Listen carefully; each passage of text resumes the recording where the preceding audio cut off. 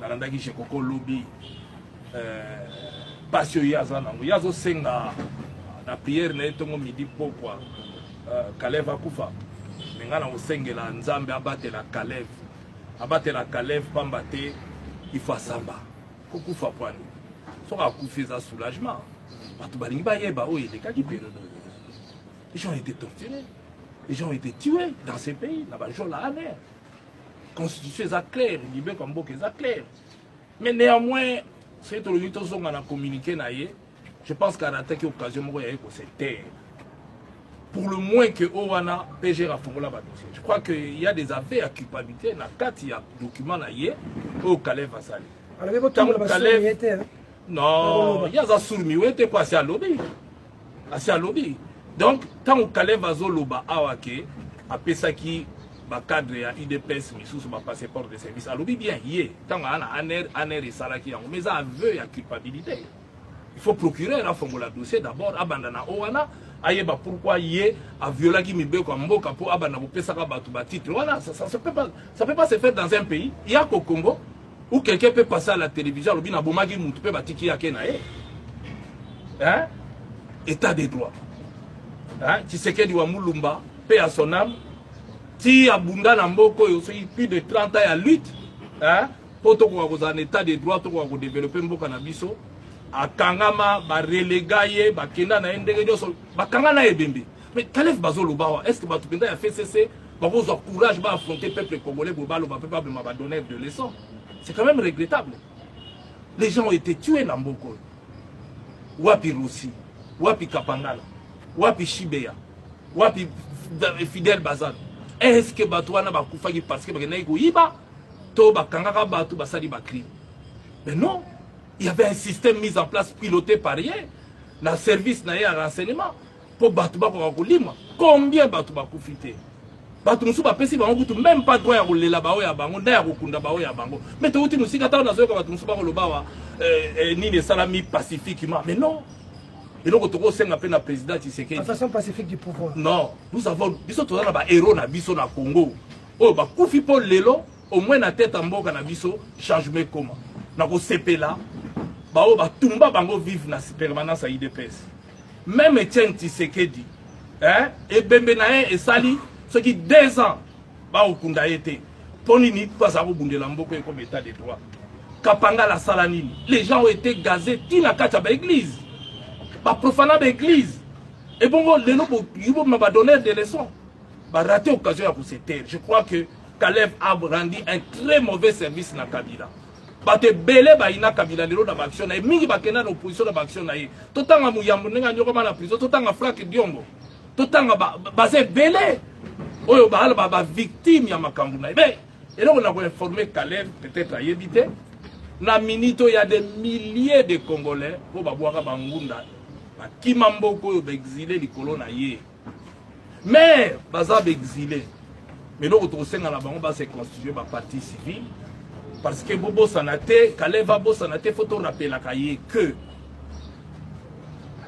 le 18 mars 1996 le Congo a adhéré à la convention des Nations Unies contre la torture. Donc, et puis,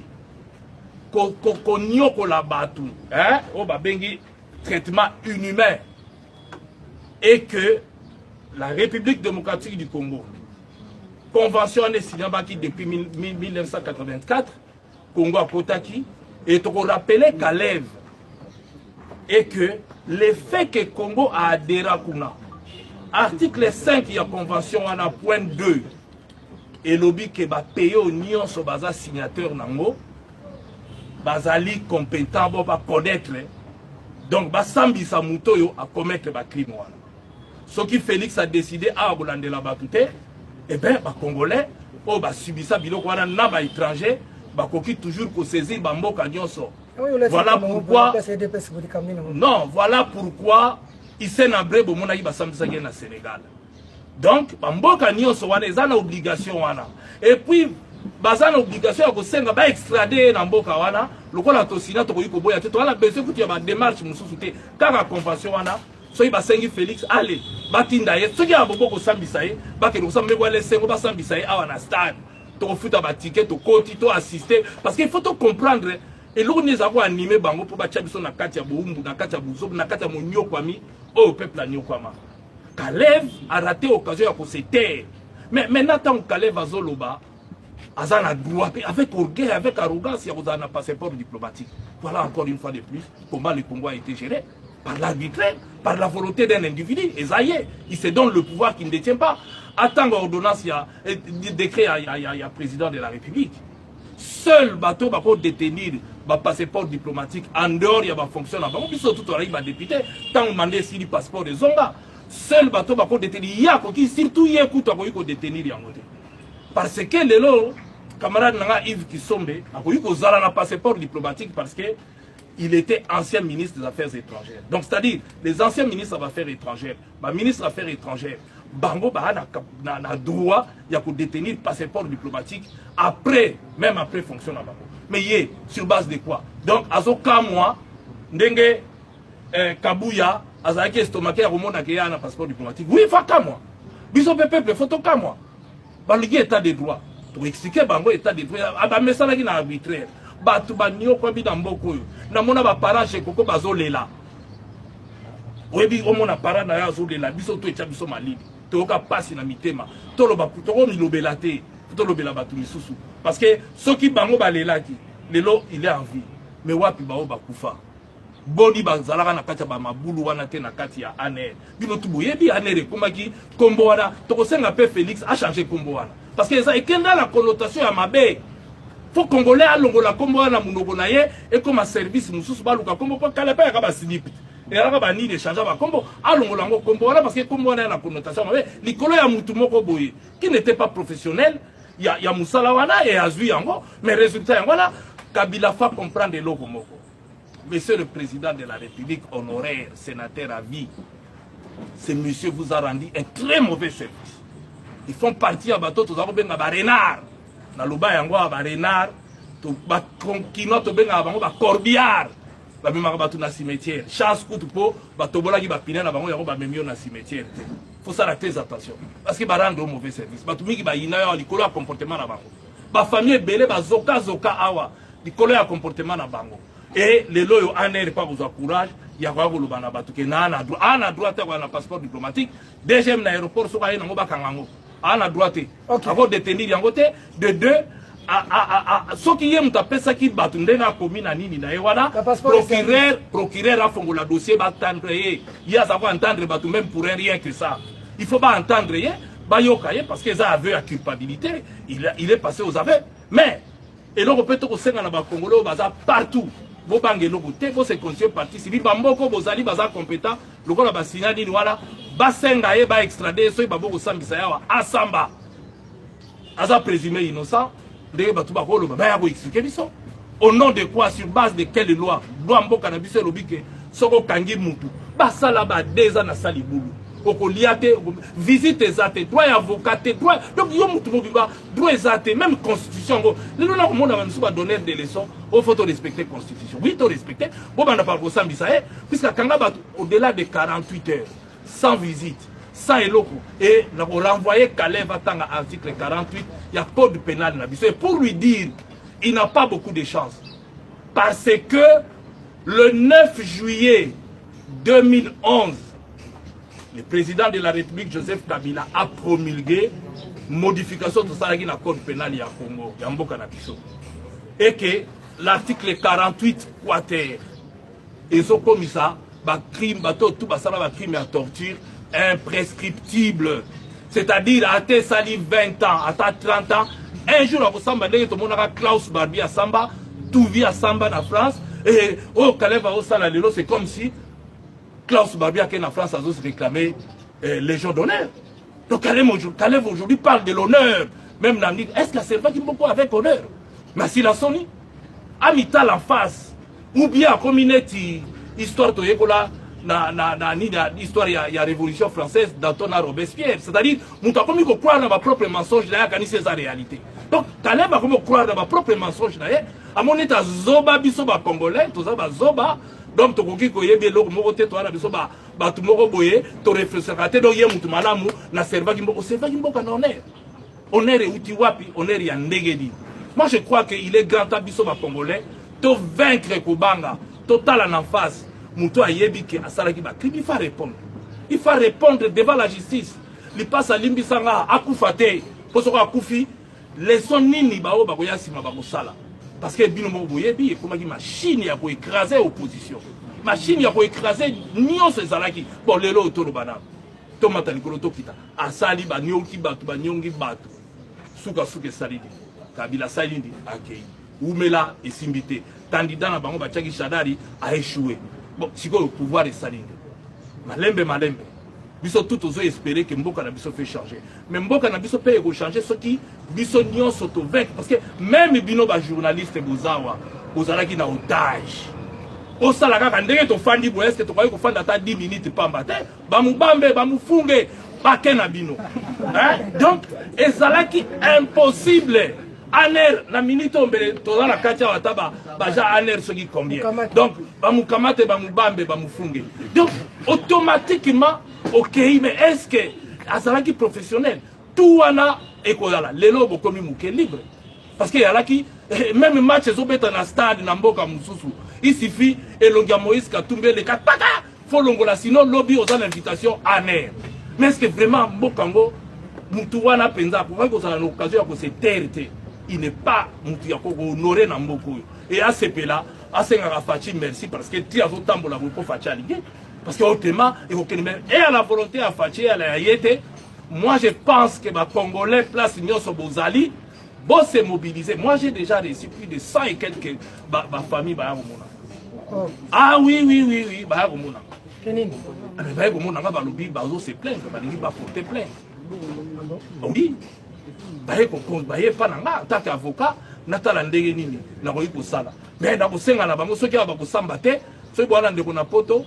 À cause ya ndeko na ye bakoyi ko luka e ala na poto ala na mboka nyonso tokoyi ko sala tout bako ko sambisa parce que ba mboka nyonso ba signer convention wana baza na obligation ya ko sambisa ba donc c'est facha boyi OK na mboka mususa ko parce que mutande ngwana pas so courage ya ko loba ke na koki ko loba est-ce que professionnel et renseignement même aux fonctionnaires ya l'état baza na obligation ya silence après même oui après même fonctionnaire akoyi koloba makambo ya sala kite mais ya si alobi yango wana pesa faute il faut procurer pour moins que ça il suffisait muta kosola bazako fongola ba dossier koso apamba il suffisait muta kosola procureur azako fongola dossier mais procureur toza na document au signé par ye eza ba vœu ya culpabilité procureur a se saisi pas entendre ye et puis total ndenge ni de kokende puis bato baza belé bazo banga ponini bazala na pouvoir te Chilomba a vu signature. D'accord. Ngai na webi sabino to banga eloko moko te to eba ko vaincre peur.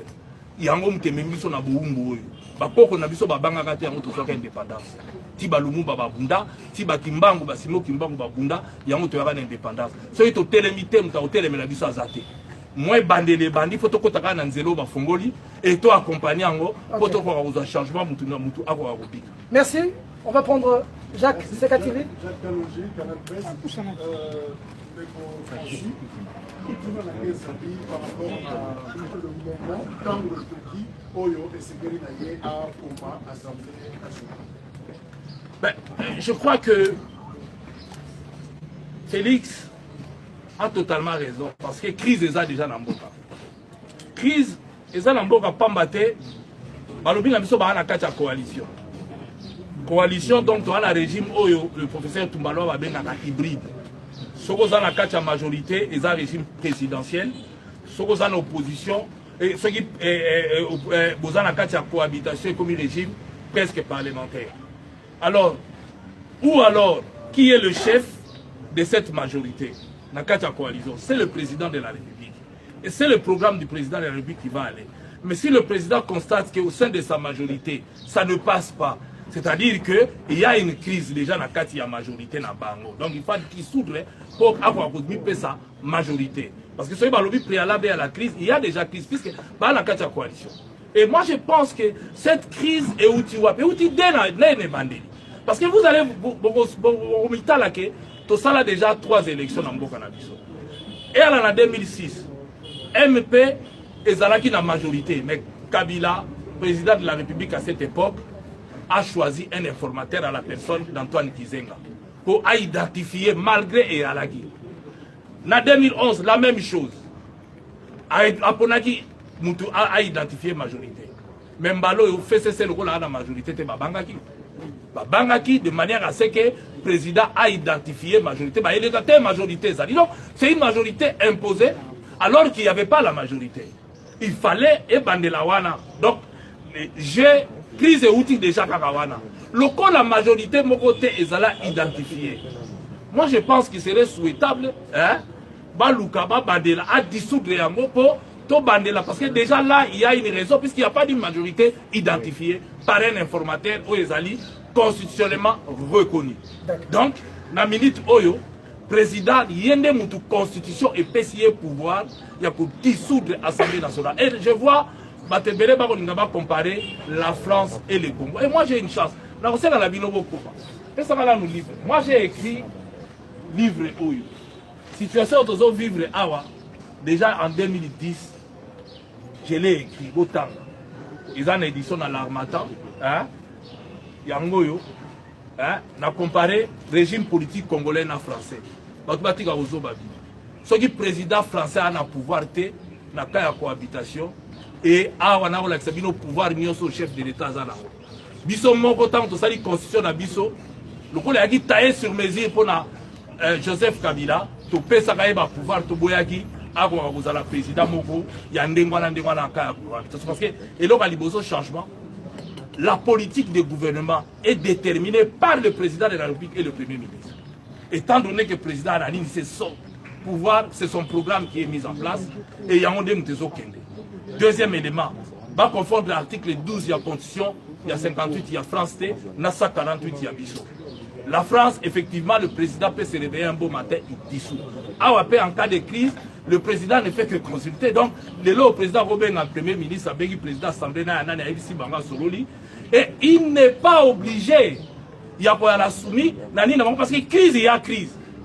Et dès qu'il se réveille un beau matin, dissout l'Assemblée. Balobité que la constitution, la disposition, dissout l'Assemblée, il faut respecter. Ils ont des décisions à cour constitutionnelle. Donc, il y a un dissoudre, il y a comme il si le président prononce une dissolution de l'Assemblée, il faut saisir une juridiction telle pour l'andelaye. Avant que tu vas l'andelaye, le président Mabunda lobby, mais on a déjà, on a touché. Il faut passer là. L'Assemblée est pour constater que le président a l'état de droit, ce que le président a violé en son temps, parce qu'il y a ce qu'on appelle continuité de l'État ou pas. Donc, moi, j'estime que il ne faut pas peut-être dire moi, quand je le président sera sali déclaration après si ma possibilité. Pourquoi faut-il dire donc, Bango fait cesser Bazobo Salake, de l'eau faut pas merci na Félix parce que aïe mouta maintenir Bango sinon Belena Milito basi ba kenda ki musika lumbe. Mais les loyaux, Bazo Bimaneti va donner des leçons. Ils ont lamentablement échoué. Parce qu'il y a un mboko ya Sakanate.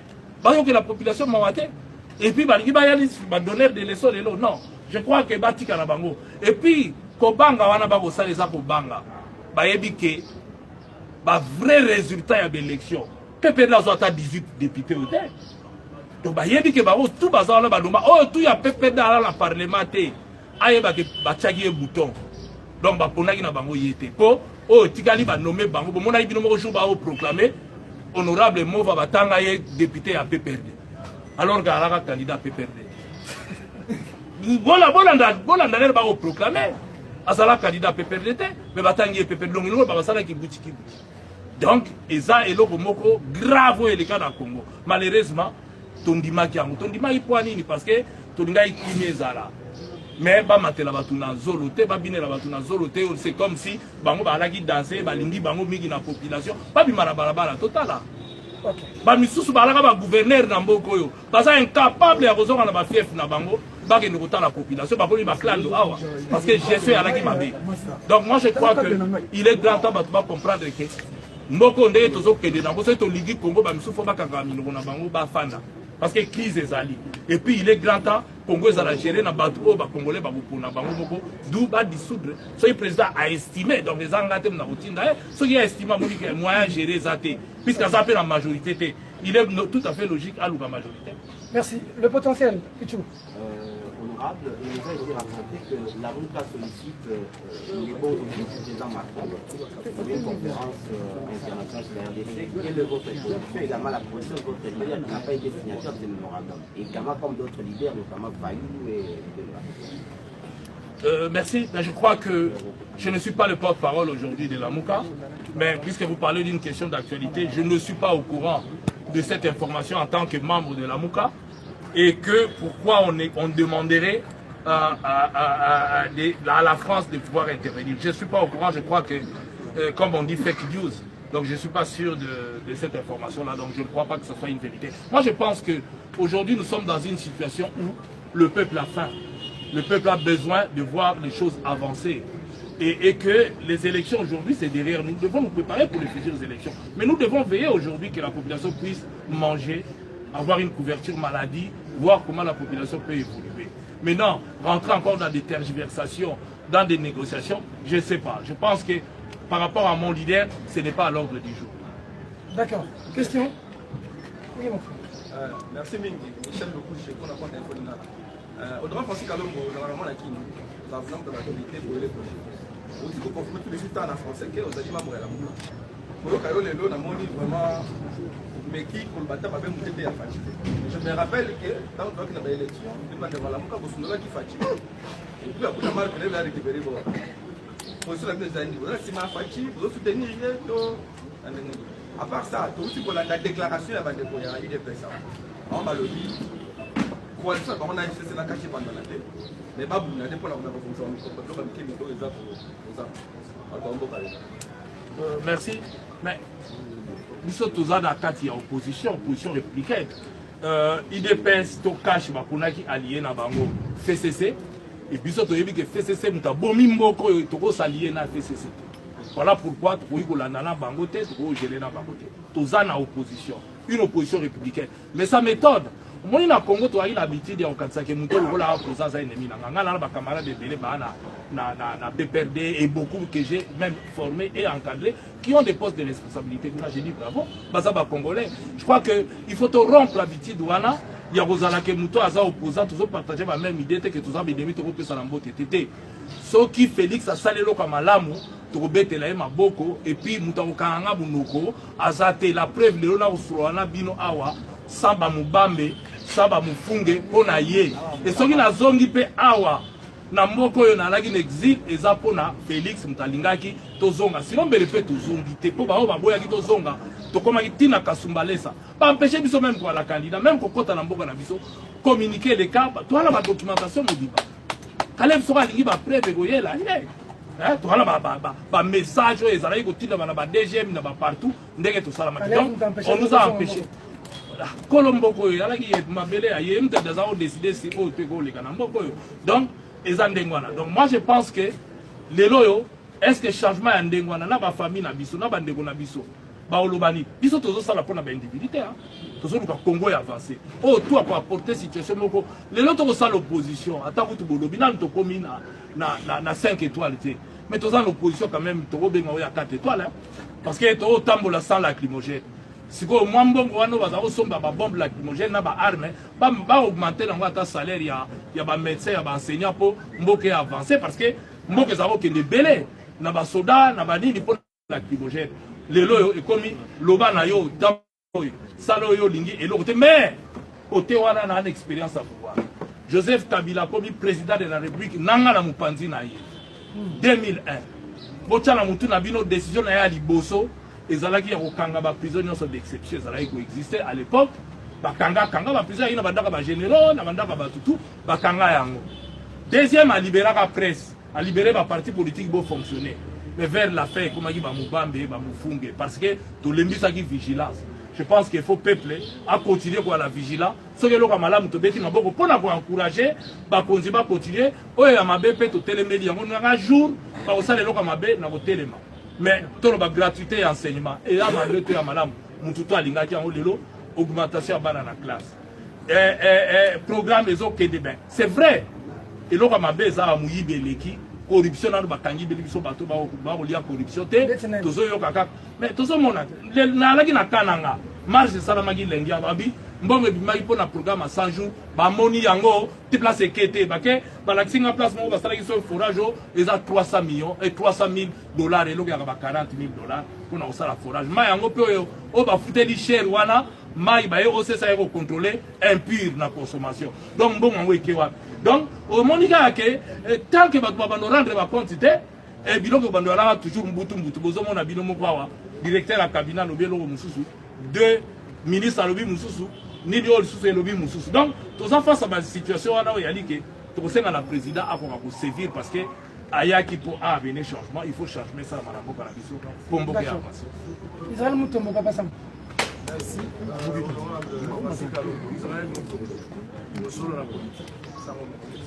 D'abord, tout le monde a mis les notes.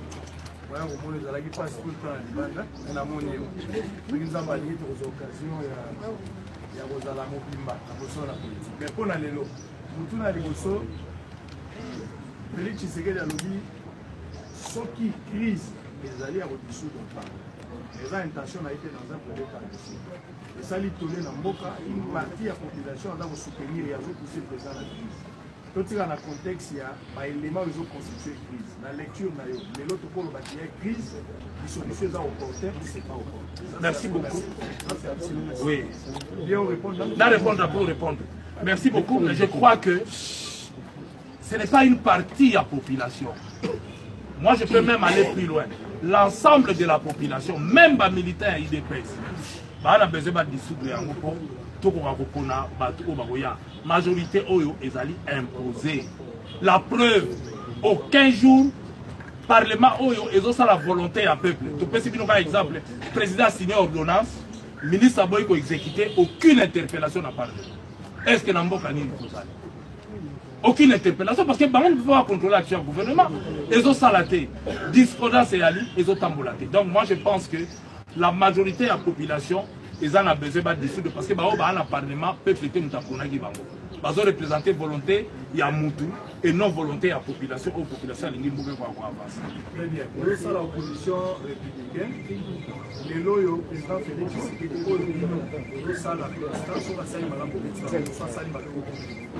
une position qui est saluée d'ailleurs au même de par rapport à Bolsonaro. Félix Salobia a parmi bateau dans l'expérience, l'étude, la gestion et la pendant l'Italien sur la génération. Les loyaux, aujourd'hui, aux zones pour la famille. La monnaie, j'ai beaucoup à outre la Zana de la Mal, au bout de la Tabatella, c'est la cicatrice pour ma bêta qui est pas un régime de Joseph Kabila.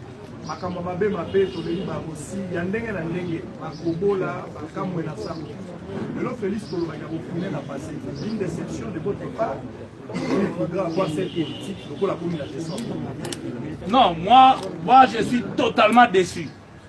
Et Nazoé Sabino que ce qui a refouiné et le pasteur Mukuna, peuple congolais a refouiné. Et je vais citer notre pasteur Eko Faloba qui aujourd'hui le Congo est faible. Mais le Congo a la faiblesse. Mais l'avantage que nous avons, c'est la loi promulguée par Yemoko Joseph Kabila. Les crimes sont imprescriptibles dans l'article 48, il y a le code pénal, il y a Mboka Nabiso. Donc, et lobby que les crimes sont imprescriptibles. Donc, c'est-à-dire, tout a été à Salaki, crime, torture, biloko wana nyonso, na bato bakufa balela. Ngai so ina na place na bango. Mais le FCC a formulé un dossier à Sambisi Batata a quitté bango. À ce moment-là, il y a aussi Sambisi, Bagoïsou Sambisa. Mais Nzamba on est aveuglé bango. Aveuglé bango ba Sambisa raté. Babomir aussi awa. Est-ce que procès est salama? Si balakisa ki biso bakagi mo, ti lelo akeka aleti ngulu mwana bato. Est-ce que procès ke ndako yiba? Toi ça otambola pombo ke apporter changement.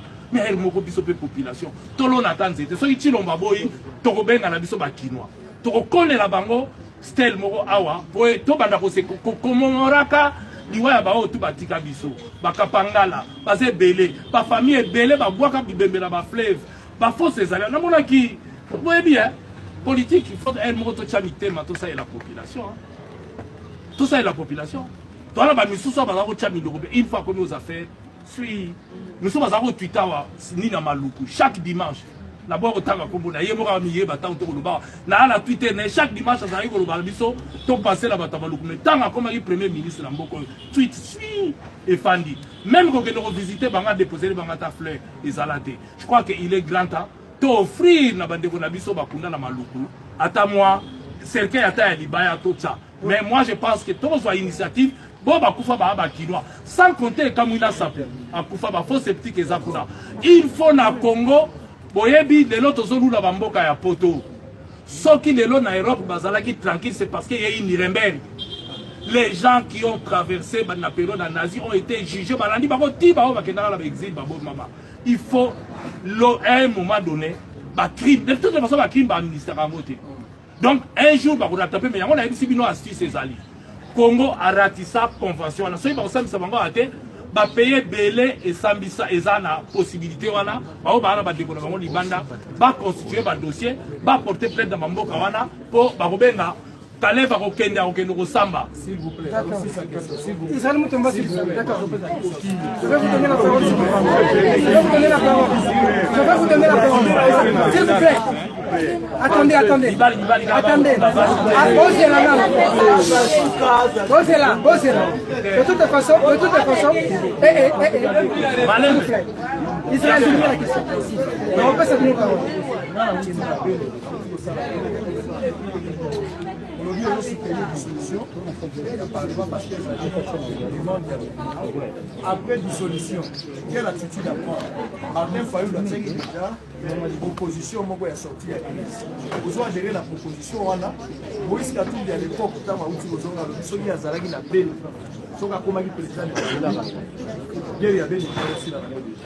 Quelle attitude faudra prendre après dissolution? Il faudra réorganiser les élections anticipées comme l'a souhaité Martin Fayulu ou vous avez un autre choix? Merci beaucoup. Je crois que ce qui va dissoudre l'Assemblée, ça entraîne automatiquement selon la constitution élection. Donc, il y aura élection. Quant à Beni, j'étais personnellement, j'ai accompagné Moïse Katumbi à Beni. Ce qu'on a vu, c'est l'horreur. C'est impensable.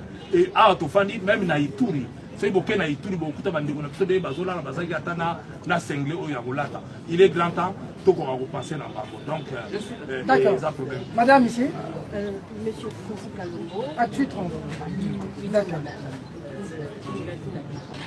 Monsieur Francis Kalongo, on le sait bien que le président de la République vient de l'ancienne opposition. Vous lui demandez de divorcer avec le FCC, alors que vous le savez très bien qu'il n'a pas signé aujourd'hui à l'Assemblée nationale et ensuite.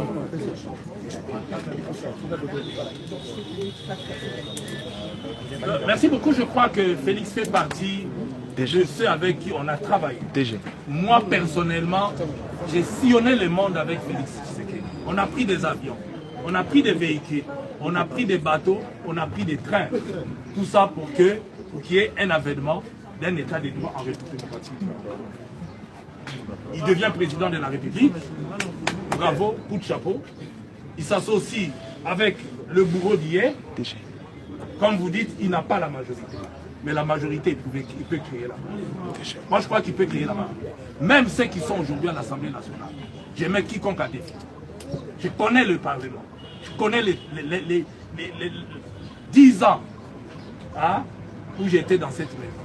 D'ici une année, la plupart qui sont au FCC là, ne vont plus respecter. Si vous voyez que le FCC a eu peur qu'on puisse désigner un informateur, c'est qu'ils sont sûrs qu'ils n'ont pas la majorité. On n'a même pas besoin de dissoudre cette assemblée. On a besoin que Félix se mette debout un jour, dire ceux qui veulent venir avec moi qu'ils viennent, ils en auront. Je pense que si Félix vient avec de bonnes idées, nous l'avons déjà dit. C'est ce que nous sommes en train de faire aujourd'hui.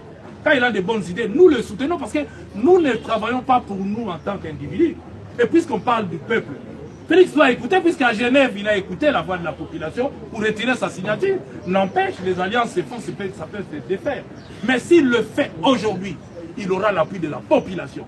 Le FCC sera incapable de bouger d'un seul iota. C'est à lui de savoir à quel moment il peut le faire. Mais moi, je crois que le moment est propice à lui de savoir comment se dire. Mais c'est lui qui est le maître du temps. Il a peut-être des données que nous n'avons pas. Mais ce que nous, nous constatons, c'est que si aujourd'hui il est tiré vers le bas, c'est parce que son allié n'est pas crédible, la population n'a pas confiance à son allié. Voilà pourquoi nous sommes dans cette situation. C'est à lui de faire un choix, nous on ne peut pas lui imposer. C'est à lui de faire un choix, parce que lui, il est le garant du bon fonctionnement des institutions. Mais la population a compris que le Parlement actuel ne va jamais lui faciliter la tâche, d'où cette demande de la population lui demandant de dissoudre.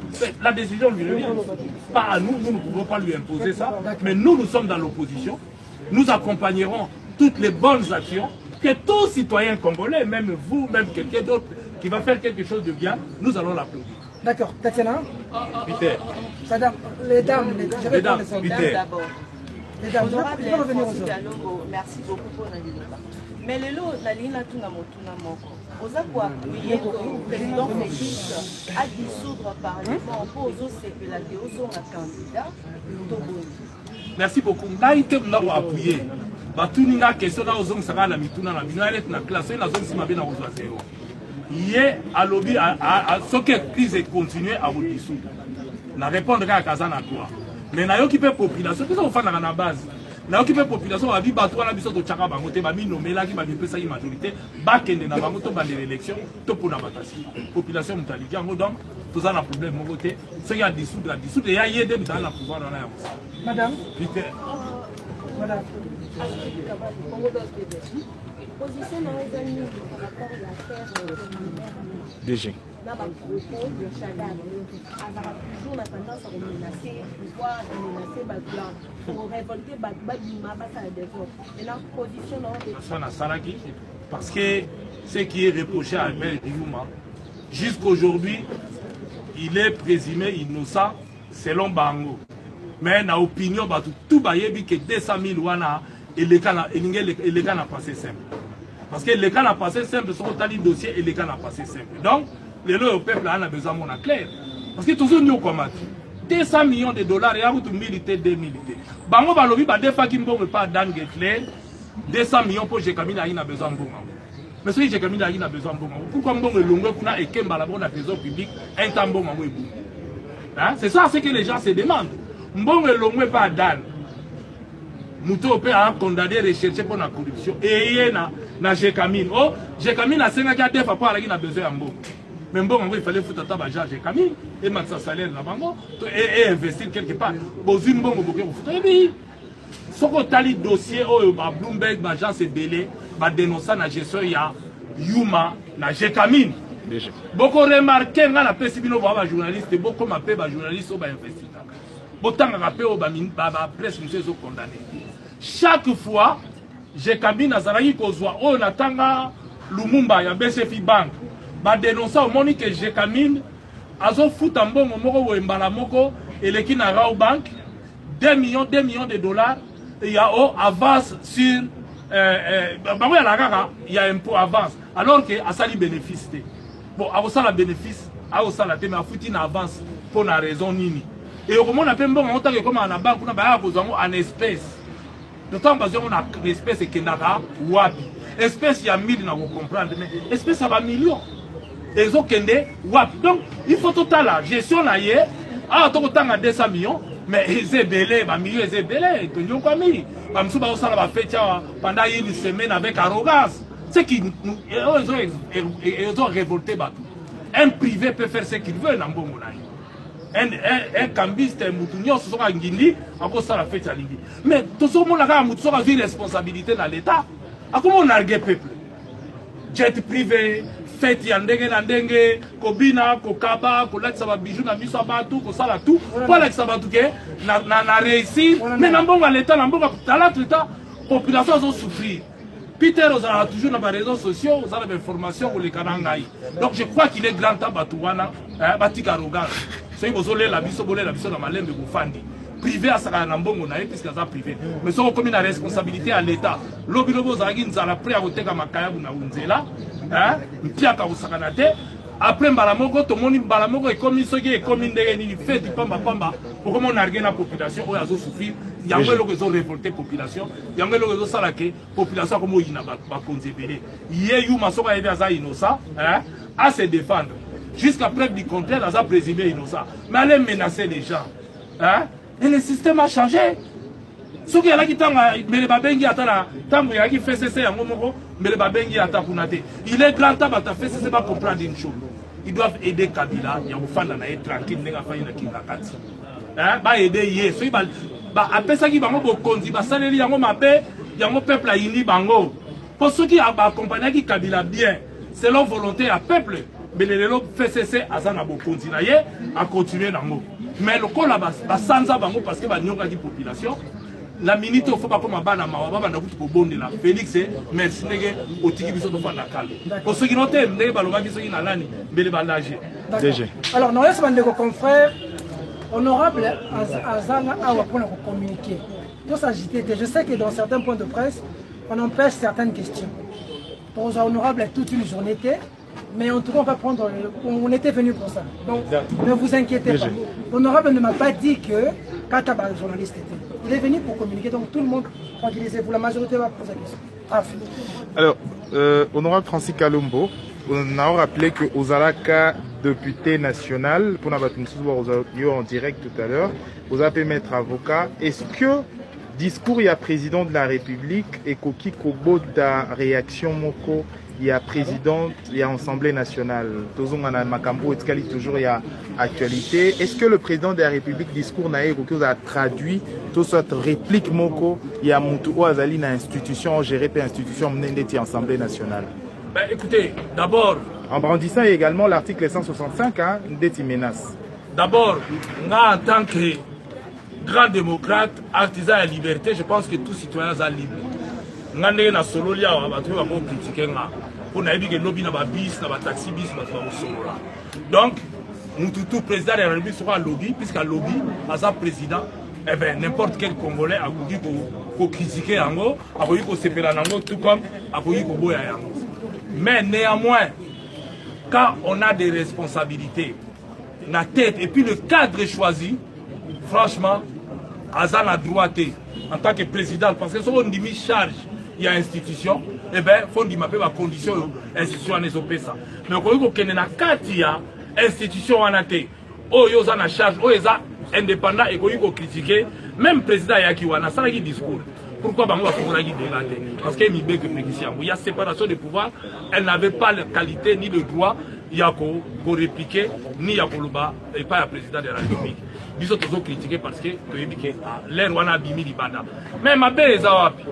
Mabe ezali kaka o na monaka banda makambo e banda FCC na cash musala bango kaka ba menace naka mbala sima so ibo meki bogomona mais mbala sima peso ko ye erobi kaka mbala sima so ibo meki bogomona so il a compté ba mbala sima ngo et c'est comme belé il est grand batika ko distraire biso so iba si ba balanaki ba kosa ka biso to en conflit alors que bazana bango bien ba fana bien mais peuple a nzala peuple a besoin de résoudre le problème na pas ya bango puisque bango so ba trouver porte na bango va trouver. Je crois que la minute oyo est important, ils allaient bâtir au bagoui au sala. Mais le reste, ils ont la tina.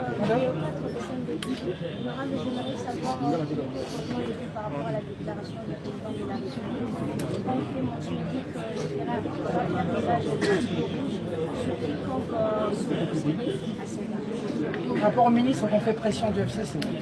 Merci. C'est comme je vous ai dit tout à l'heure. Je crois que si vous lisez mon livre, vous allez constater.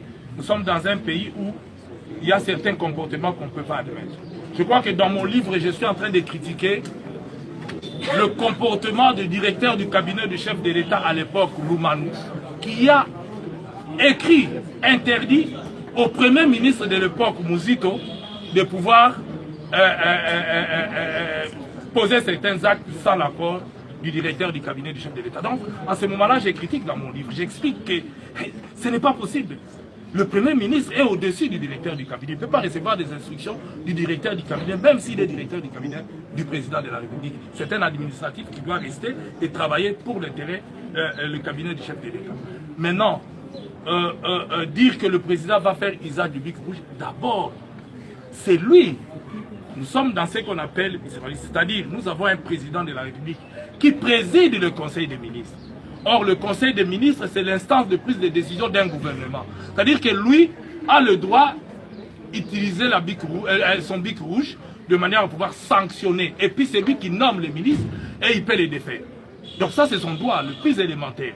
Donc, maintenant, nous sommes tous informés, on le sait. Je crois que le FCC n'a pas démenti le fait qu'ils ont fait signer à certains ministres des documents. Mais en tant que juriste, je demande à ces ministres-là de ne pas tenir compte de ces chiffons-là.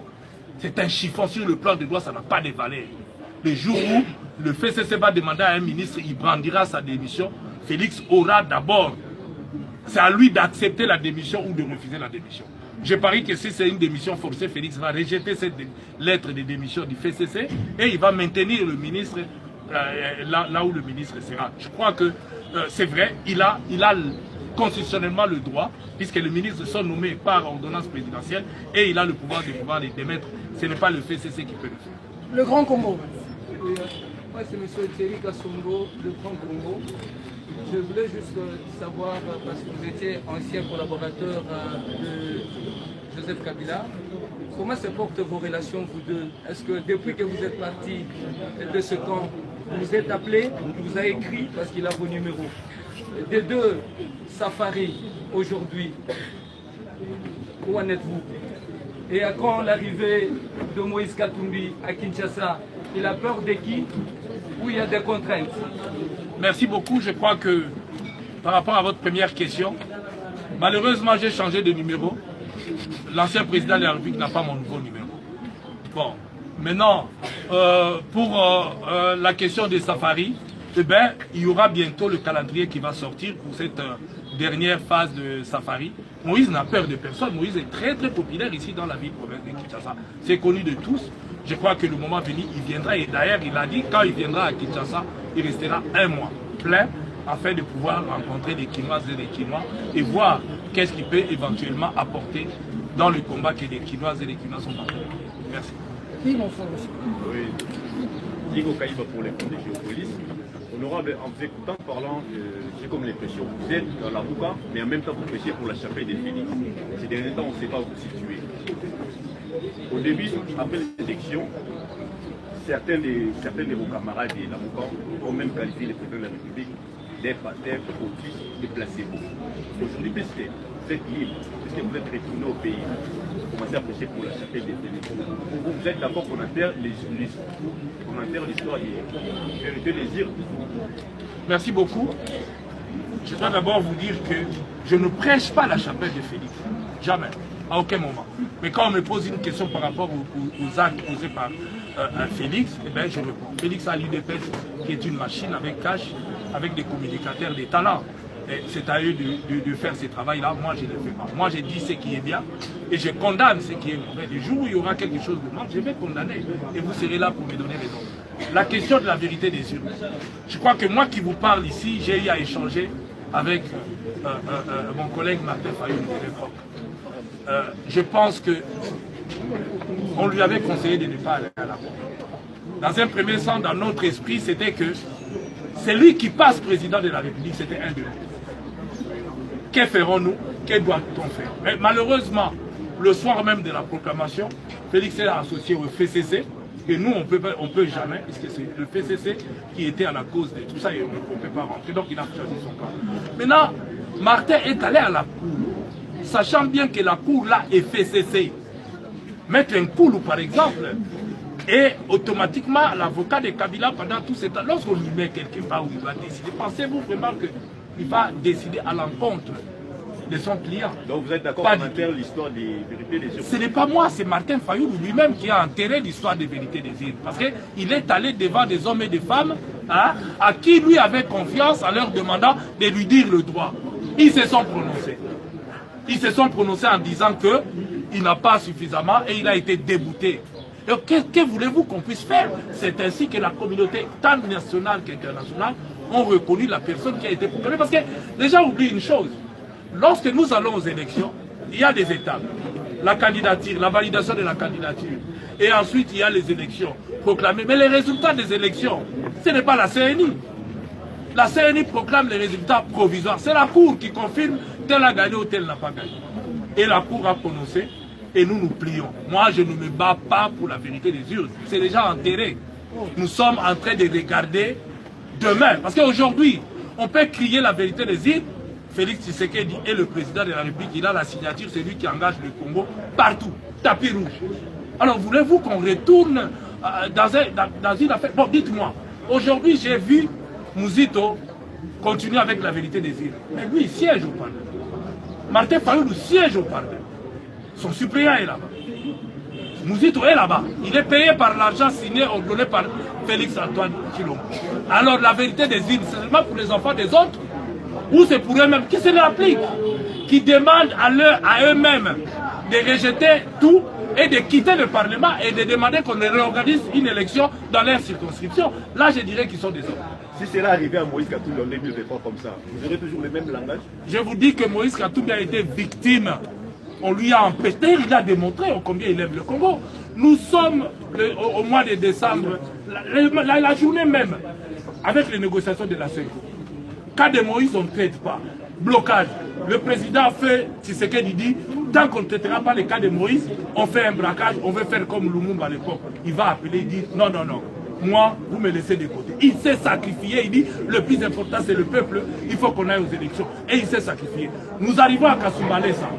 On lui interdit d'entrer. Mais il n'y a pas 32 Congolais. Citez-moi un seul ou deux Congolais qui a accepté de s'effacer pour les autres dans ce pays.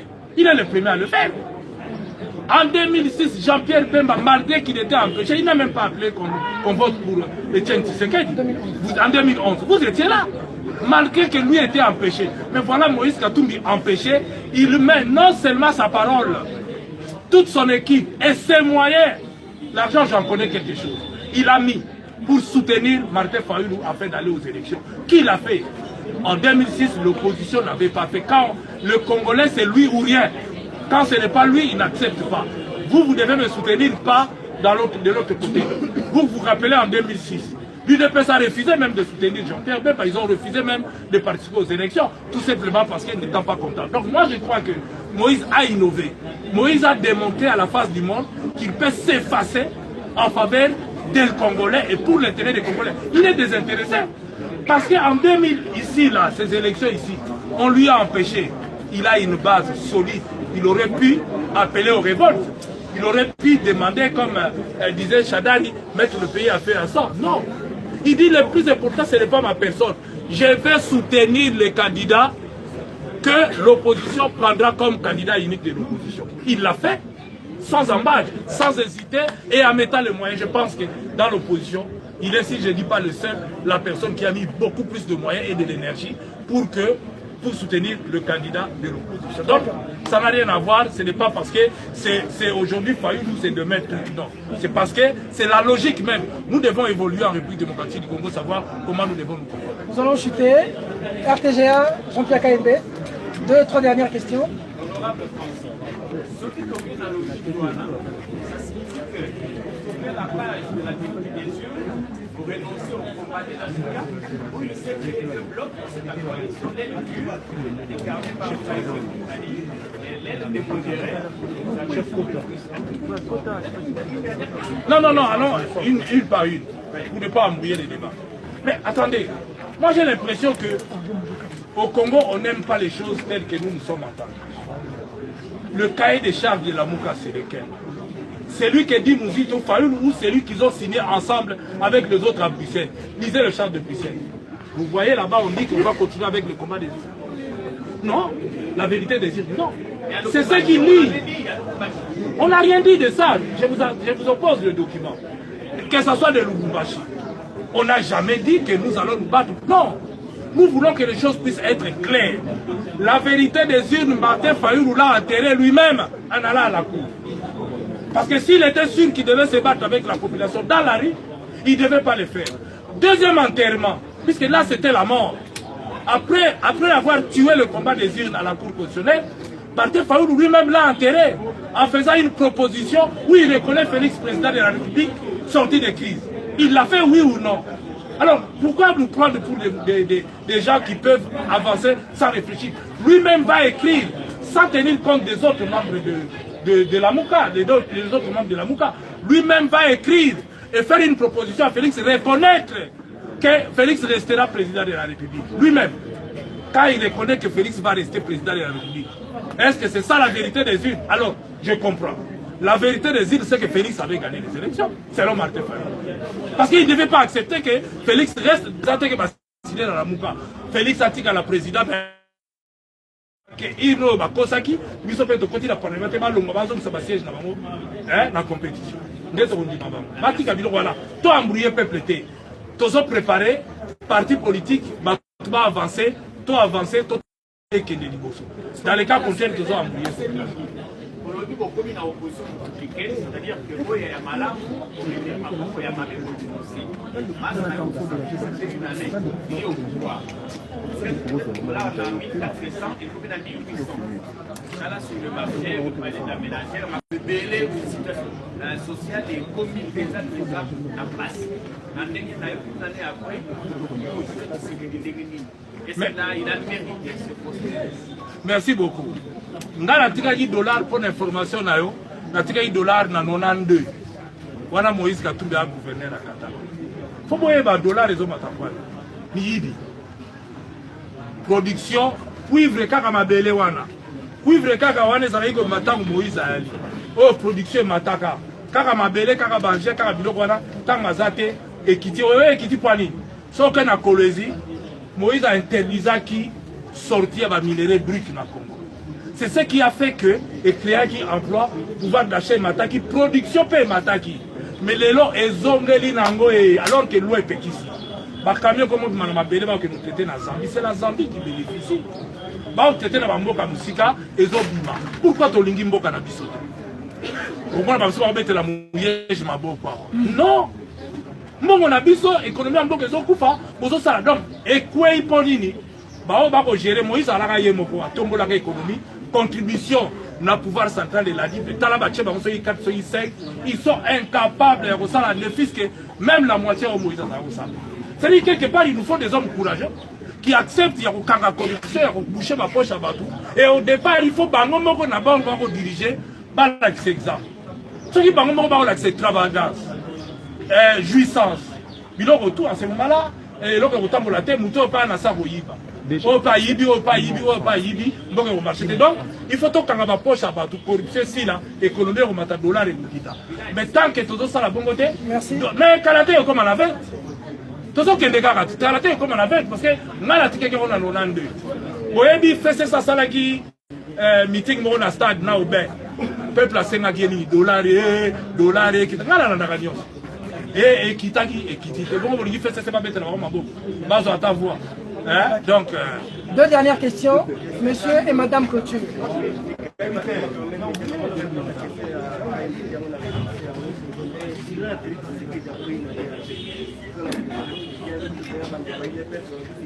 Largement positif, elle n'a même pas été en retraite de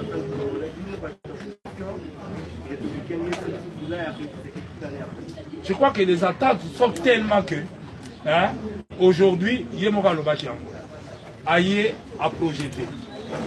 Tout juger l'acte à ça. Et nous allons dire.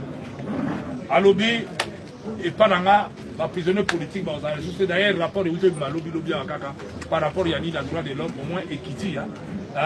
Donc, il faut que ça soit matara équité. Le rôle équité, et ben on va lobby, arrestation, Tony, il y a des politiciens, baisse dans le salaire de plus de 70%.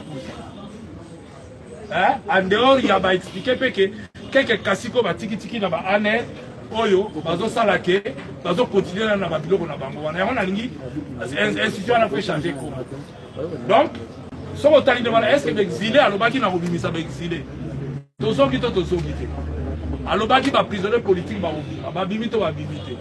Alors baki que ba tambola na yo e, finga na yo e, marché na yo e la congène ezate. Est-ce que ça peut ezate? Bon, alors baki enseignement à libérer. Alors bon, on a une bande de travaux. Il y a 100 jours. Les travaux fait à 100 jours, hein, et ça et bandi. Dans les cités pas batté, embouteillage. Mais j'informe quand même l'opinion au bazar d'Abisso. Embouteillage, c'est ça pour la basso de moto. Il m'a bien abisso parce que n'a constaté le Kouana, yo moni que traverser balabala te. Au Kendete pour qu'on boucher, on va dire que des bouba les cas. Les États-Unis sont qui ont chauffé au commun, ils ont donné la quatrième contribution, pas au hasard. Mais ceux qui font les gars, mi thème, n'a pas ce exemple. Nous avons où auti neti na nini na inter abandi kokita kota Sosimal place basali so de buto wana fa traverser ya kota GB yozo continuer texte Africa lokola côté vous les avez kokanga pourquoi boko télématé botika bato bazo traverser baleka yo lingi ka koza tout pressé OK n'était boucher bato et so yo kanga mindengwana rien dernièrement la sali 2 heures na GB na hôtel diplomate lokola les croisement o bazango ya bo bamoni embouteillage bazui deuxième balle. Oh, peut passer na kitambo ba moni bazui deuxième balle. Siko to kanga mi biso tout. Nana kozonga sima, nana ko avancer, mutaza est-ce que place aller sous des boutons. Non, il faut qu'il y ait l'autorité de l'État. L'autorité de l'État n'a respect à l'homme en uniforme, ne mute kotinda biso to avancer. Non pas ka rapona bango mais pona biso mogo.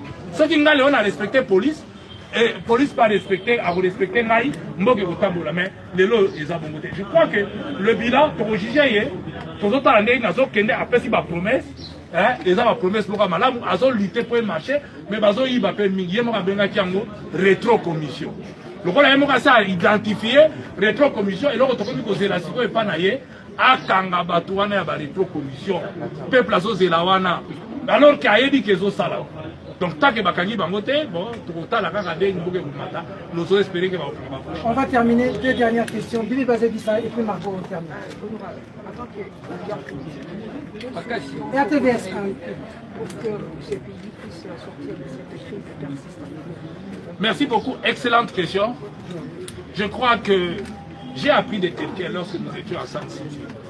Le feu, le professeur Arthur Zaïd,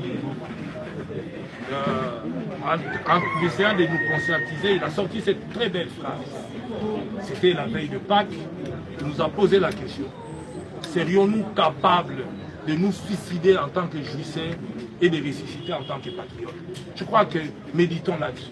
Je crois que la volonté des hommes à poursuivre Arthur Zaïd Ngoma peut toujours et encore changer les cours des choses.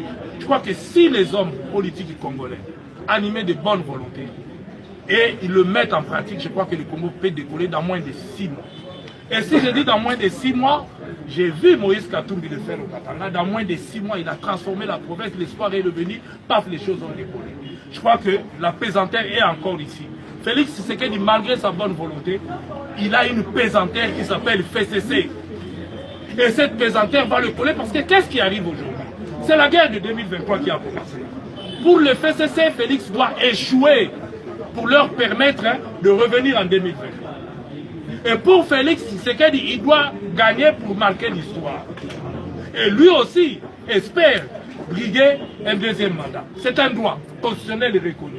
Alors, avec ça, cette guerre-là, comment voulez-vous que nous puissions avancer? Il faut que les hommes puissent être animés de bonne volonté. Le FCC doit comprendre qu'il nous a mis dans cette situation. Et aujourd'hui, la population souffre. Les jours où ils comprendront qu'ils doivent mettre de la bonne volonté pour l'intérêt général, eh bien, le Congo va décoller. Mais d'un côté, vous avez quelqu'un qui pense à l'intérêt général. De l'autre côté, vous avez l'autre qui veut que les Congolais puissent continuer à souffrir. Il n'a rien à voir avec les Congolais. Alors, comment voulez-vous? Je pense que la solution, c'est ça. C'est cette bonne volonté que les hommes politiques peuvent avoir et aimer leur pays et ressusciter comme des patriotes. C'est seulement en tant que patriotes qu'on peut tout faire pour l'intérêt général. Et j'ai donné l'exemple tout à l'heure avec Moïse Katumbi.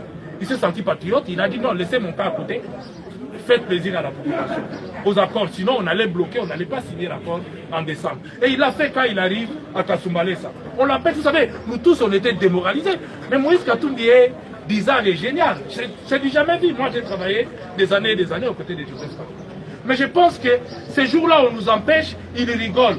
On retourne, on reprend notre avion, on arrive en Grèce. Il nous dit, non, bon, voilà, réunion, Olivier, Francis, bon, écoutez, on fait quoi? Celui qui veut qu'on continue, il doit être patient. Nous avons travaillé pour l'intérêt du Congo. On continue, on doit soutenir celui qui sera candidat de l'opposition. Nous, on nous a déjà empêchés. Faisons tout pour que nous puissions avoir ne fût-ce que la majorité. Ni t'étais les nominations, on avait raflé. Partout, on a eu des candidats, on a eu des élus. Sauf que les nôtres qui ont fait des voix énormes, ils étaient dans l'incapacité de les enlever. Mais on a raflé. Donc, je crois qu'il faut être animé de l'amour de la patrie, l'amour des Congolais, pour aimer ce pays et accepter de s'effacer de manière à ce que le Congo puisse avancer. D'accord. Margot, dernière question terminée. Margot, là, vous êtes journaliste et reporter, il y a Congo France TV. Là, il y a une question sur lui. par rapport à la jeunesse congolaise. Oyo bakizaka Francis Kalombo nde moto amema kuluna na mboka Kinshasa mpe makoro mobimba. Deuxième question na nga songi ezali mwana mboka Francis Kalombo mingi bato babengako ozalaka rwandais. Lelo président de la République abi banyamulenge baza bandeko na biso yo yambi yango ndenge. Merci beaucoup. Boga soyez petit na nga o na tindaka na classe awa ya kuluna wapi. Joël yaka na.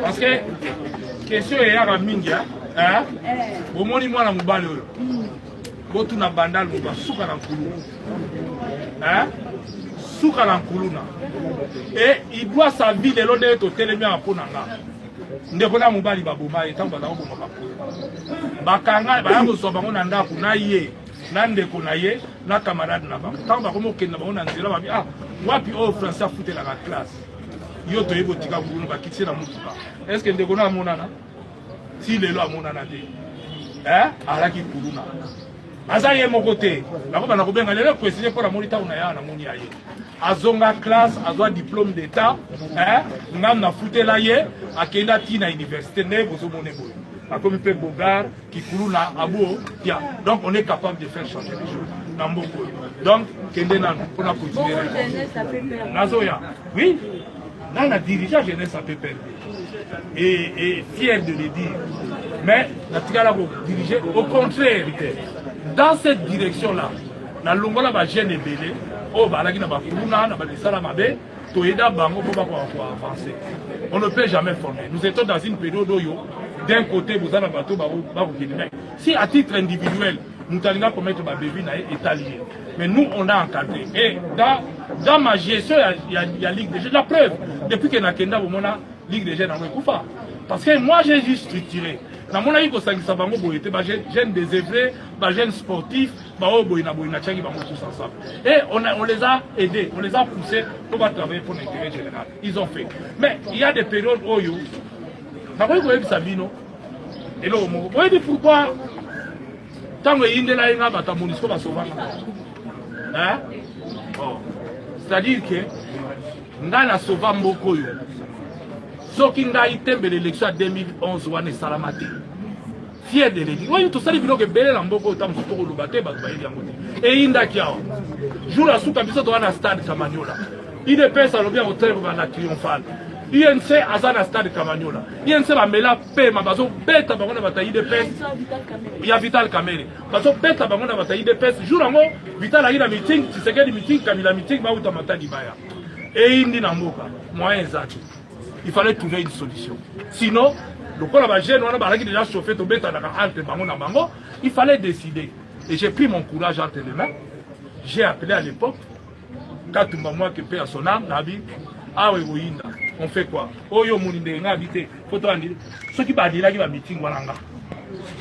Oh non mais ba mindele ba nga binga la oswana ba ngona beyi bata munisco to kotila ba réunion. Ba za wana. Ilo na bango tuya. Na isi ba ngona bi photo andi ba meeting nyonso. Oh mais to sala de nga bino tsi botiki. Bino bo za incapable ya ko sécuriser bato tout ba okele na stade na aéroport kozela. Tshisekedi na Kabila biso tout mabanga koma ikubeta bana Milan. Nzela IDPS obeta ba oya yense bazoya ba meeting à caméra IDPS obeta bango donc et inda ki ba oya biso obeta wana qui ça c'est le gars qui épée la moto élection le gars qui ekata. Alors j'ai négocié na bango, j'ai négocié à l'époque président de Matadi Lumanaza ministre intérieur, je les ai appelés là-bas pour la koloba non ngai pour na photo annulée parce que moi je sais plus contrôler mais c'est la mindele monisco va faire ça une mission à convaincre ba oya nga ba ko annuler des familles. Et j'ai été obligé à reconvaincre et on a instruit Kimbuta où il a besoin de communiquer pour mon akiwana. Mutabanda ya onga. Donc na voyé Sabino que et j'ai fait tout ça pour éviter ben de ça na kacha vidéo. J'ai mis quiconque à défi. C'est-à-dire que batu musu baloba ka tika baloba et mingi bazolo ba libanda.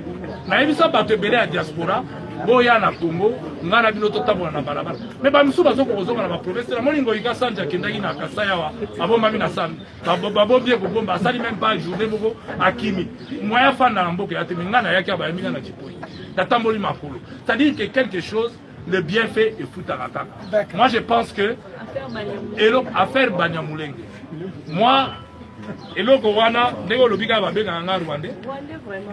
mais Naïs, et ça, bateau avec un Rwandais à Kaka, bateau à poto pe na mauvaise foi.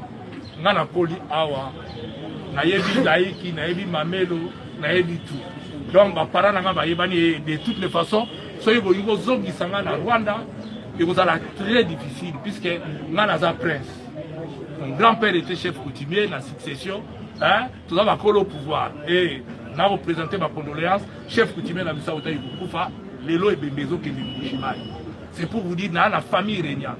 Donc, Naza, Kassaye, des pères et des mères et dans le même territoire et nous ma mère est de Nganashika, moi na Kalamba, mon père est moi na Piana, donc on a moi na Piana, bango mi balé na Nganashika. Donc il y a frontière, on a la frontière, on a la centre. Donc on a la centre na Katikati. Donc et ça on a fait. Mais maintenant le problème à Banyamulenge, ce qui révolte les Congolais c'est quoi? Il faut battre Baïba.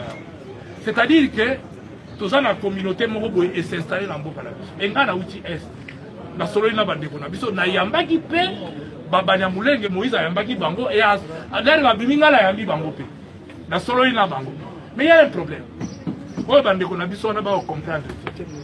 Biso beaucoup plus exemple pour que na ata na poto. Même aux nationalités, mais on se soumettre. Bango balingi ba konza bato. Selon l'explication bazo pesa. Ba pesa bango mabele ezalaka bango na bango. Bango moko bana ba chef coutumier, bango moko bana biloko bina. Alors que ba autochtone bazawana, bazo mona ngai communauté ya ko bango mabele na bango. Bako yiko cohabiter, mutango pesa bango ba cohabiter te. To fanda awa na bandeko na biso ba tout ya. Moi la plupart de mes amis que je regrette d'ailleurs les belé ba ki ba petit ba deo ba bazi pas kategada to tangana bango to lala. Donc baza belé ba kufa ba biso bazali. Donc je crois que to yiko vivre biso tout Congo za munene. Rwanda,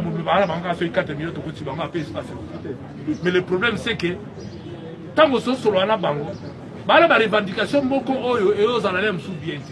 Tantôt il y a le paquet, bisous tous les présentés.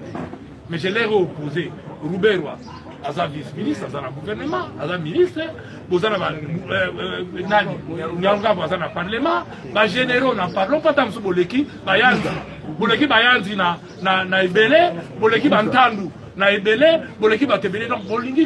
puis, c'était une de leurs revendications. On ne se retrouve pas dans la vie. Même à la place de Zali, vous avez le gouvernement et la province. Donc, le problème est que nous n'avons pas mérité parce que le Congo est composé d'une minoritaire. Donc, Bango, le roi va prendre le Congo comme Mboka na Bango, Balingo fan na Nabiso, il faut pas fan na Nabiso, na ba norme tous à l'endroit Moko. Ce qui Moko na Bango a gagné et que Banomé Roubert, nous disons bravo. Parce que nous avons besoin des intellectuels. Parce que Bissopé, n'a pas de conditions, nous sommes dans poto. Ce qui est boy, le lot aux ans, moi, na Kibasa Maliba. A vous l'honneur, il y a un Congolais en Belgique, elle est ministre. Elle a été élue. Aux hommes, donc, tous en battu belé, oh, bah, Congolais, bah, comment est-ce que ce qui est avec la Belgique? Bah, bengana été. Oh, à vous ça, ma casse, a vu mandat, n'a pas nommé par rapport à la qualité, n'a pas, à vous faire dans la Congo paisiblement. Tous en xénophobité, Congo est amoureux. Et que Moutou a poni Congo comme Mbokanae, a voulu vivre paisiblement, mais et là on va au bout et on Konsabat. Merci. Pour l'Axabat, que Bino Bozarien, les Andé Bango, et voilà, Bobengana, ma belle beaucoup à Roussois. Et ça, et là on va passer.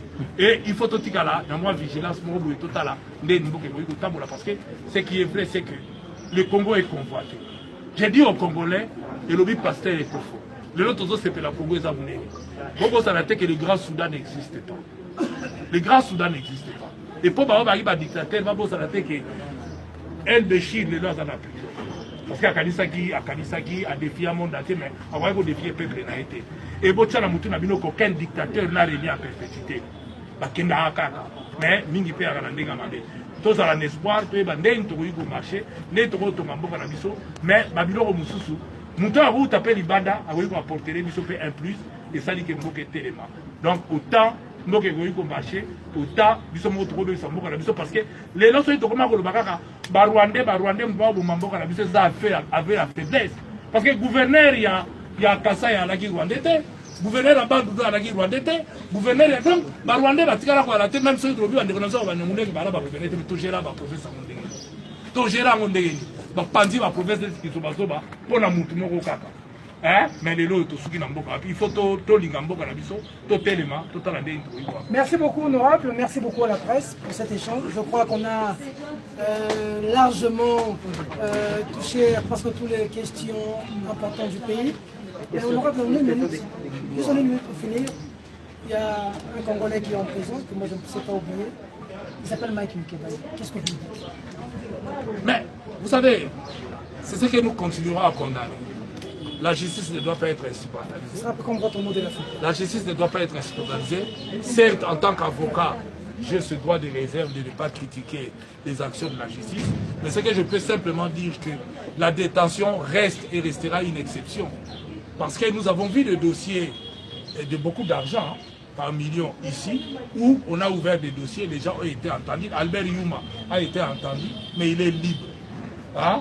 Donc, est-ce que Mike Nkebaye ne mérite pas d'être libre, de comparaître un homme libre, et le jour où il sera condamné, couler en force des choses jugées, si on le trouve qu'il est coupable, il fera la prison. Donc, je crois que la détention est à une exception. Nous pouvons commencer à le mettre en application avec nous. Pourquoi? Parce que sa fuite n'est pas à craindre. La fuite de Mike Nkebaye n'est pas à craindre. C'est un élu, hein?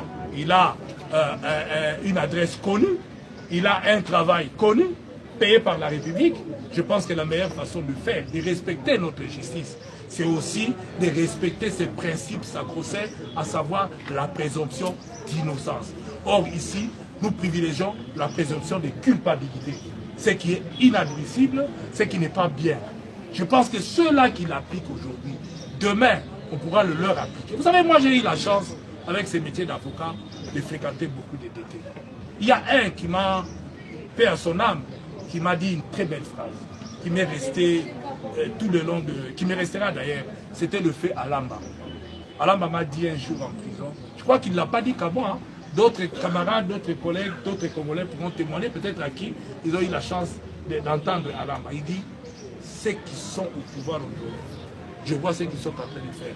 S'ils ont commencé par être là où moi je suis, j'ai parie qu'ils ne feront pas ce qu'ils sont en train de faire. Parce que moi, je fais des choses. Hein? Mais j'ai compris qu'il y a des choses qu'il ne faudrait pas faire. Dans ce moment-là, je continue à dire qu'Alev a fait des choses, ou a fait faire des choses dans ces pays. Je pense que la meilleure façon, ce n'est pas prier comme le fait mon frère Jekoko, non, c'est qu'il soit jugé un jour. Et s'il est coupable, qu'il soit reconnu coupable. Il n'a pas à avoir peur de la justice. Les gens ont souffert, peut-être malencontreusement, en utilisant son nom. Qui sait? Mais nous avons vu cette institution, comment l'institution a fonctionné, alors que lui, il était à la tête de cette institution. Il fut même un moment hein, où on s'est demandé même comment. Mais il a rendu un très mauvais service à Joseph Kabila et à la République démocratique du Congo et aux Congolais. Parce que lorsqu'il demande, il dit qu'il a agi avec honneur, moi ça me trouble. Ça me trouble. Quel honneur! Avec déshonneur, il a agi. Il n'a pas travaillé. Et il ne mérite pas des honneurs. Il ne mérite même pas hein, beaucoup de choses qu'on a tenté d'attribuer aux gens qui ont servi dans ce pays. Et moi, je crois que c'est regrettable de voir qu'un homme comme ça, au lieu de se taire, qu'on puisse l'oublier, ben, il va énerver les gens. Il va énerver. Et ça, c'est inadmissible. On a tous subi la colère de ces messieurs, son inexpérience. Je parie même que la prochaine fois, on va tout faire pour changer le nom de l'année.